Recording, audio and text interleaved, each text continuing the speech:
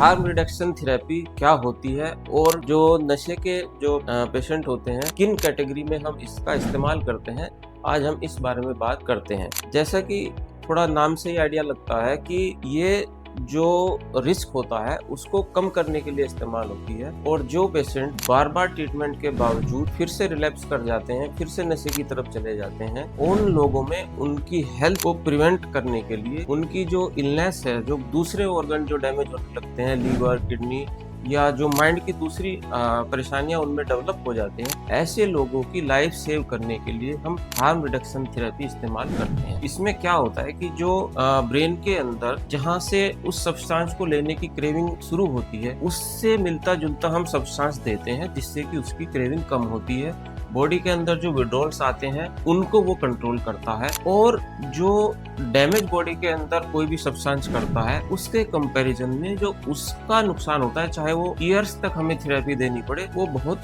कम होता है। यानी कि ओवरऑल हम उस पेशेंट को इस तरह के सब्सटेंस पर ले आते हैं जिसका इफेक्ट बॉडी पर उस सब्सटेंस से मिलता जुलता होता है, बट वो बॉडी के अंदर नुकसान नहीं होने देता या दूसरी जो बीमारियां होती हैं उनसे बचाता है। कई बार हमारे पास ऐसे पेशेंट आते हैं कि जी हमने इसका ट्रीटमेंट कराया, 1 महीना 2 महीना 6 महीने तक उसने बिल्कुल वो सब्सटेंस बिल्कुल नहीं किया, ना शराब पी, ना कोई नशा करता था वो नहीं किया, पर जैसे ही ट्रीटमेंट बंद हुआ वो फिर से नशे की तरफ चला गया और उसकी हालत पहले से भी ज्यादा खराब हो गई। इससे होता क्या है कि जो केयर गिवर होता है, जो पेशेंट का अटेंडेंट होता है, जो फैमिली मेंबर्स होते हैं, उनका जो मनोबल होता है बार बार ऐसी परेशानियों की वजह से वो भी टूटता है। उन्हें लगता है कि इसका कोई हल नहीं है। बट मैं कहता हूँ कि नशे से आदि कोई भी व्यक्ति जो होता है उसको हमें जब तक नहीं छोड़ना है, जब तक वो उससे बाहर नहीं आ जाता। हो सकता है कि आपको बार बार ट्रीटमेंट कराना पड़े, कई बार फेलियर भी मिलते हैं, उससे हमें पीछे नहीं हटना है, क्योंकि अक्सर हमारे पास पेशेंट ऐसे आते हैं कि जी उसका ट्रीटमेंट हुआ, उसका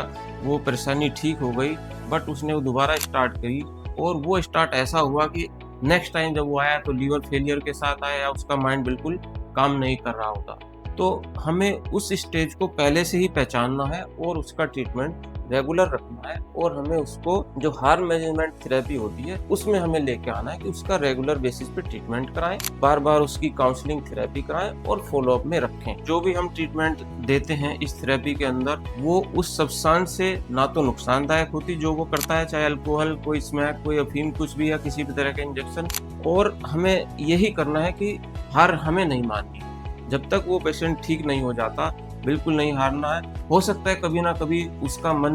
इन सब्सटेंस से दूर हो जाए, इसकी हमें उम्मीद हमेशा रखनी है कि एक दिन ऐसा आएगा कि वो खुद ही कहेगा कि मुझे इसका बिल्कुल भी कंज्यूम नहीं करना है, ये सब्सटेंस मुझे एक अच्छी और एक पॉजिटिव लाइफ जीनी है। तो ध्यान रखें कि उस नुकसान से बचने के लिए जो भी थेरेपी हमारे पास हो सकती है उसका इस्तेमाल जरूर